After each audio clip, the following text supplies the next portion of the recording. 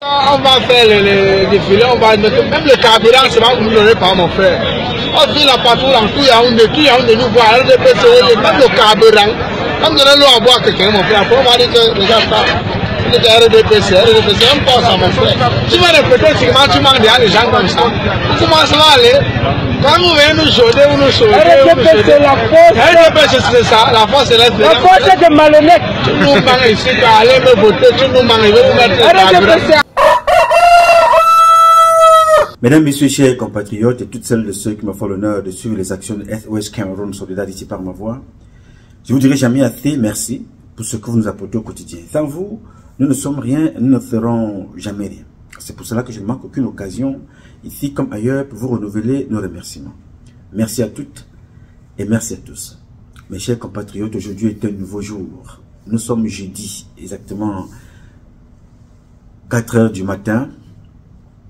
Cette publication, vous l'aurez peut-être au courant du week-end, parce qu'après ça, il y a beaucoup de choses à publier dans des groupes pour sensibiliser la jeunesse camerounaise. Donc j'évite maintenant de vous publier des vidéos de tout ce qui se passe, parce que rien n'est nouveau sous le soleil.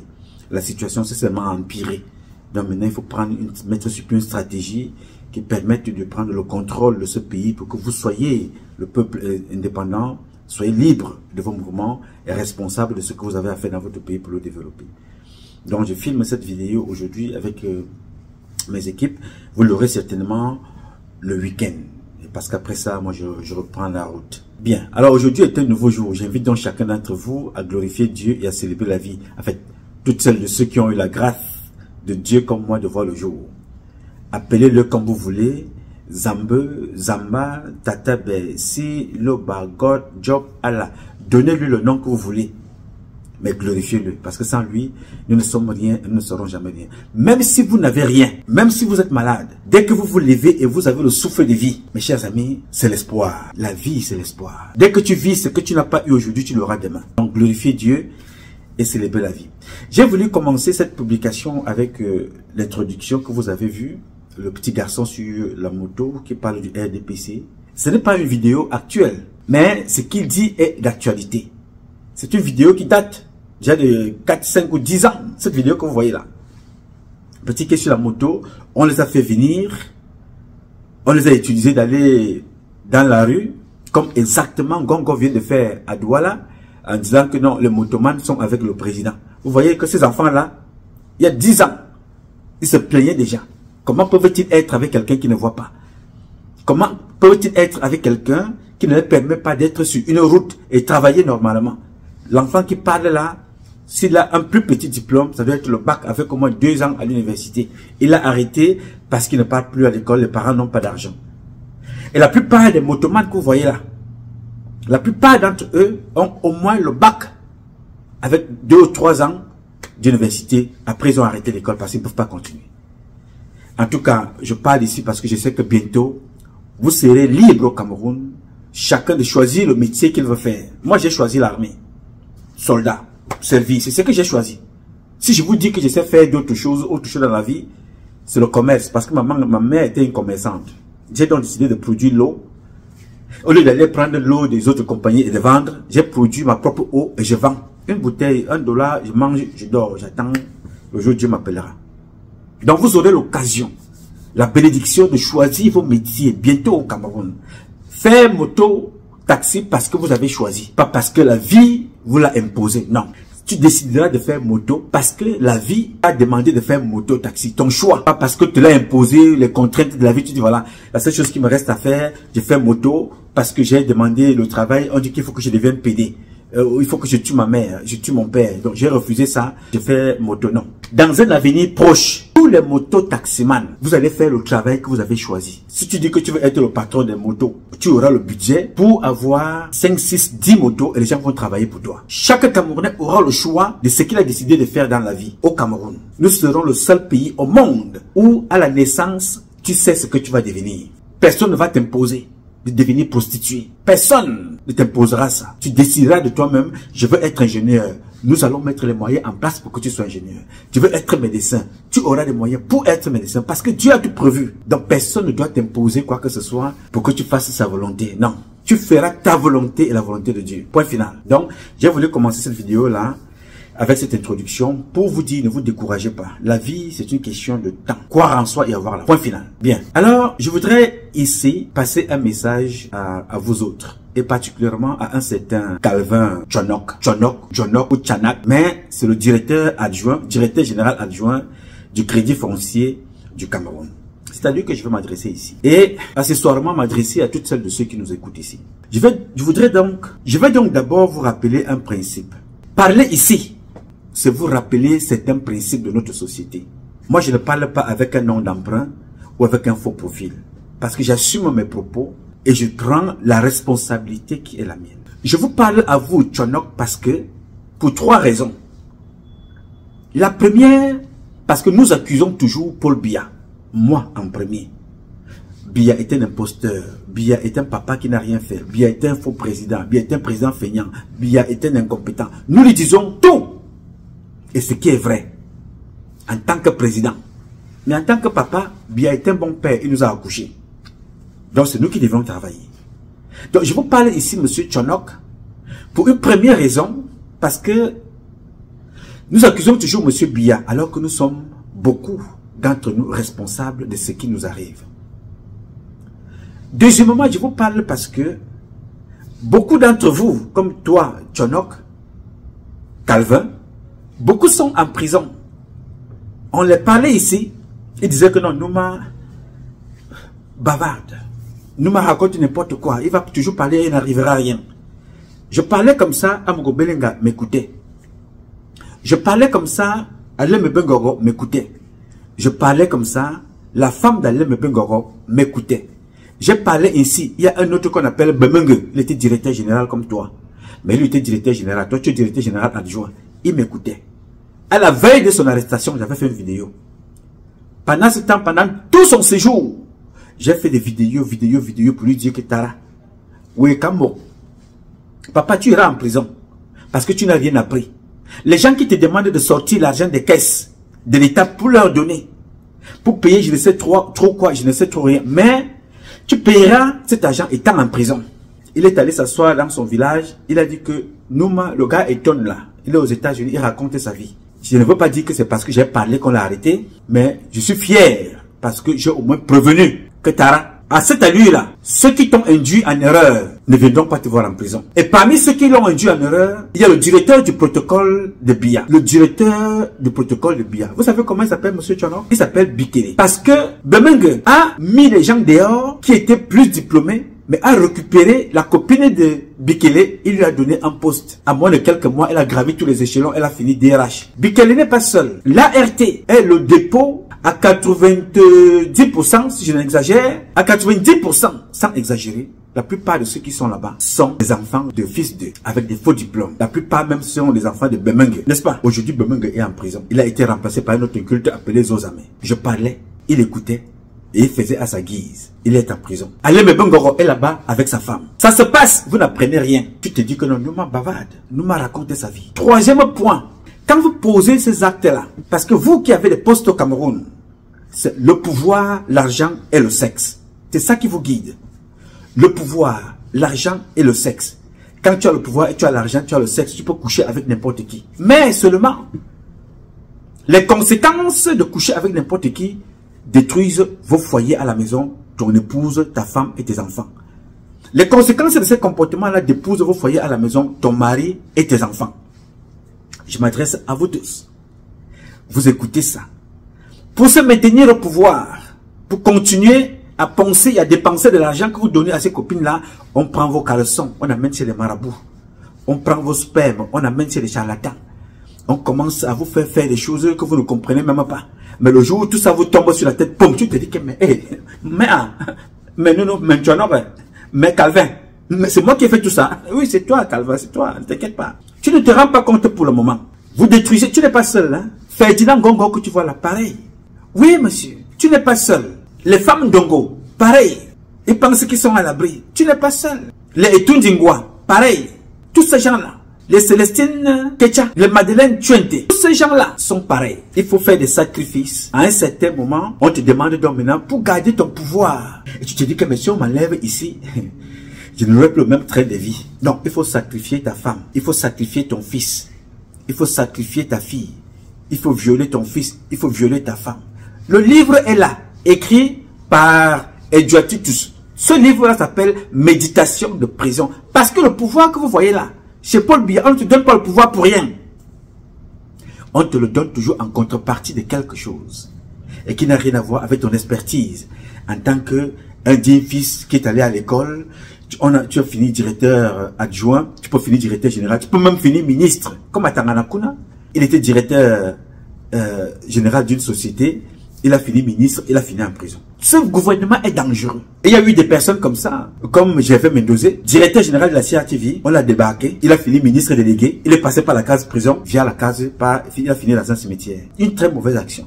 Parce que c'est comme ça le gouvernement de Paul Biya. Détruit à souhait. Détruit à souhait. Vous ne comprenez pas, vous n'écoutez pas. Et vous pensez que quand on vous dit des choses, c'est parce qu'on vous déteste. Non, je ne déteste personne. Personne, je ne vous déteste. Je dis des choses ici, pour sensibiliser, pour dénoncer et pour informer. Et que l'exemple des autres vous inspire des choses à ne pas faire. J'ai donc parlé ici, monsieur Tchonok Calvin, il y a cela 2 semaines. Parce que je sais où vos dossiers sont en train d'être dirigés. Une enquête va être ouverte. Je dis donc d'abord ici, avant qu'on ne t'arrête. Parce que, comme j'ai intitulé cette vidéo, les prisonniers en liberté. Les prisonniers en liberté. J'ai appelé ça les 4-9. Mais en réalité, c'est des budgets de fonctionnement qui font problème. Et comme les gens sont jaloux, pour des multiples raisons, parce que le monde aujourd'hui fonctionne avec la jalousie, la méchanceté, l'égoïsme, la traîtrise, l'incompétence, on met tout ça dans un même moule.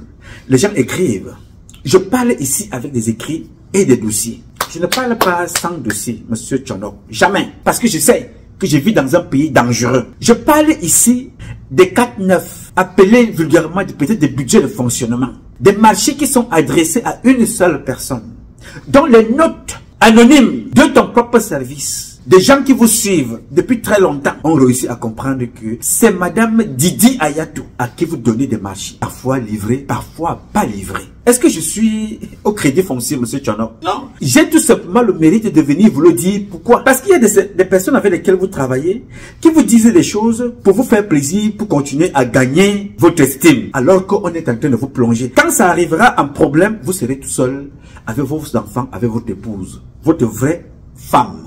Je sais que la plupart des hommes de vous sortez avec les secrétaires, les assistantes, les bas comptables, les femmes qui font tout simplement la débauche sexuelle pour leur intérêt personnel. Mais quand vous êtes dans des problèmes, vous serez seul à Kondangi, comme l'est aujourd'hui Alem Ebongo, seul avec son épouse. Les copines avec lesquelles il sortait, personne n'y va là-bas. Personne. Donc, je te dis là ce qui est écrit dans les notes. Madame Didi Ayatou, qui gagne des marchés. Je parle là, Noël, l'arbre de Noël. C'est elle. Si c'est faux, je vais te donner les documents. Parce que moi, j'aime quand on porte plainte. Quand on porte plainte, ça me donne l'occasion de m'exprimer mieux. Ici, je vous donne tout simplement des synthèses. Madame Didi Ayatou, marché du 8 mars, marché de Noël, l'arbre de Noël, marché du 1er mai, c'est elle. Mais comme les gens ont commencé à écrire, à dénoncer ça, tu as changé de tactique. Vous passez maintenant par la belle-sœur de l'autre, de Messi, Ngobaiha, c'est elle qui récupère maintenant un deal avec sa copine. Ce n'est pas grave. Je dis ça ici, c'est d'abord un conflit d'intérêts. Mais ça ne fait pas beaucoup de joie dans votre maison. Le crédit est foncier. Et quand les gens commencent à parler à Sambay, Ouamere, toi-même tu sais que quand les gens parlent déjà, ça veut dire qu'il y a problème. Fais attention.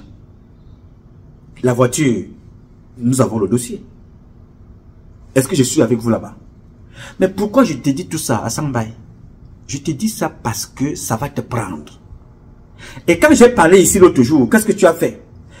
Didi Ayatou t'a fait comprendre que son mari était colonel. Elle a beaucoup de relations. Elle t'a envoyé à la CEMIL.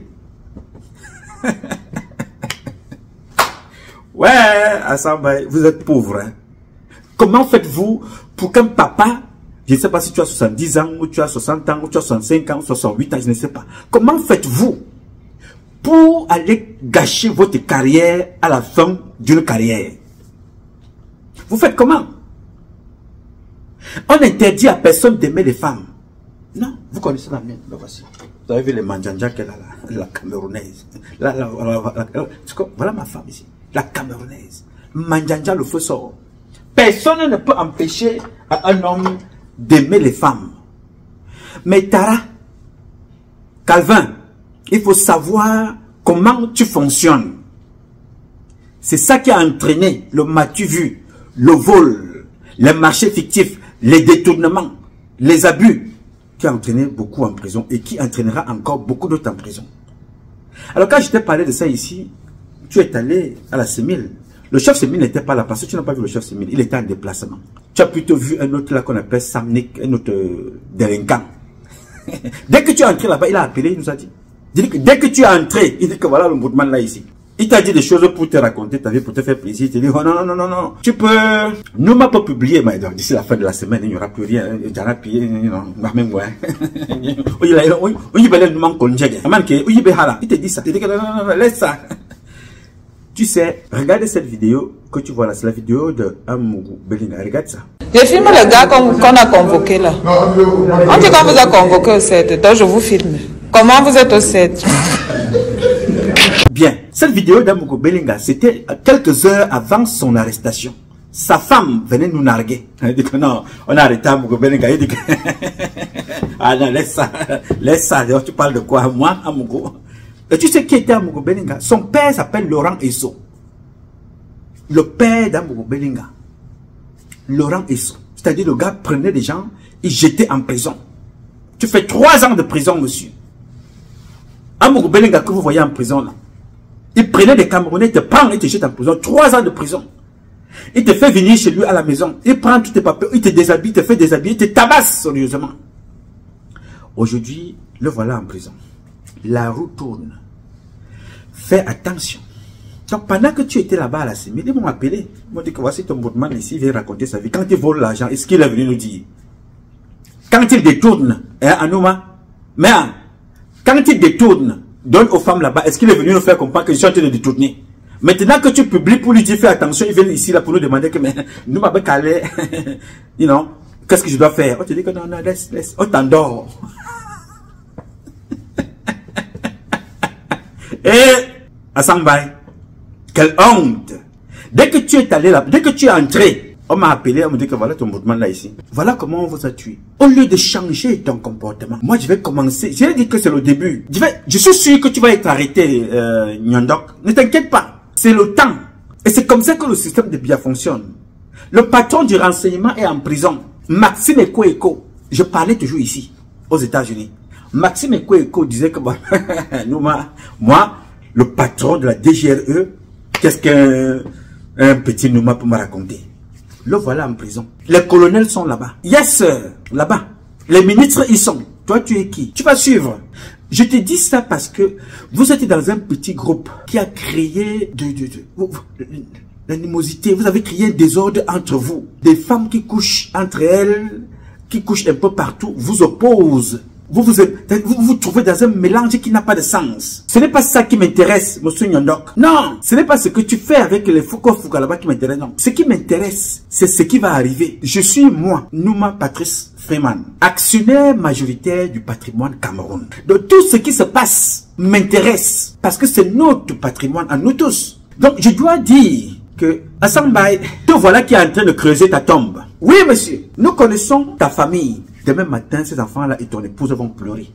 On va leur dire, yes, maman, vous avez mangé l'argent, maintenant vous venez pleurer ici.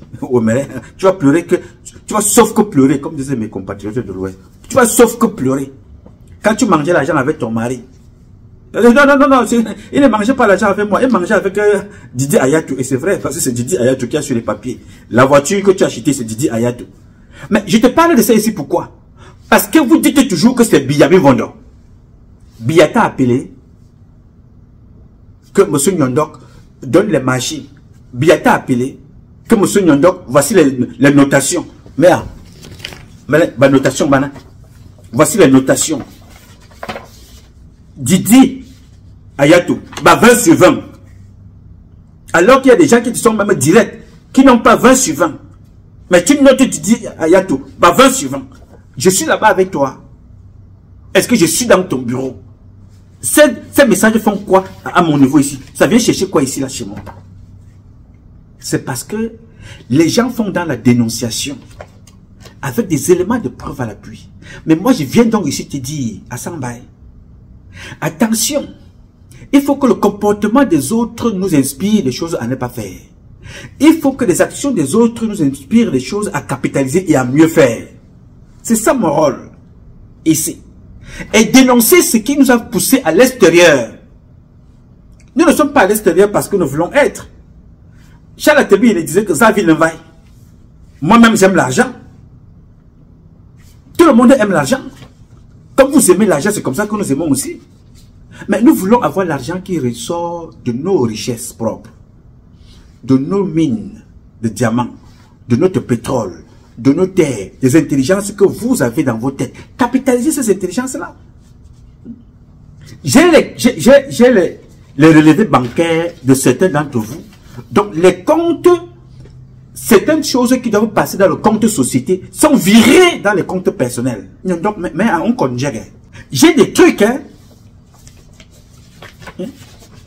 Ce n'est pas... Moi, je ne suis pas du crédit foncier. Je ne travaille pas là-bas. Je ne travaille pas là-bas. Imagine un peu le dossier Betterman. Comment je connais le dossier Betterman? Que Didi Ayatou a volé. Le dossier du gars qui s'occupe des archives. Comment je connais ce dossier-là? Je t'ai seulement donné le titre. Je ne vais pas encore développer pour le moment. Et les sanctions et de tout ce que ça a traîné comme désordre. Alors quand vous faites autant de mal aux autres, comment pensez-vous que votre vie va être sereine, mon frère? Les enquêtes vont être open. Tout ce que moi j'ai fait, c'est le dénoncer ici. Vous ne pouvez pas gâter votre carrière comme ça. On va toujours dire que non, la femme est allée t'attacher, la femme est allée te faire marcher. Comment tu as fait pour te retrouver là-bas? Comment tu as fait pour te retrouver dans des conditions où, dans ta tête végète? Il faut faire gaffe, frère. Moi, je n'ai rien contre toi.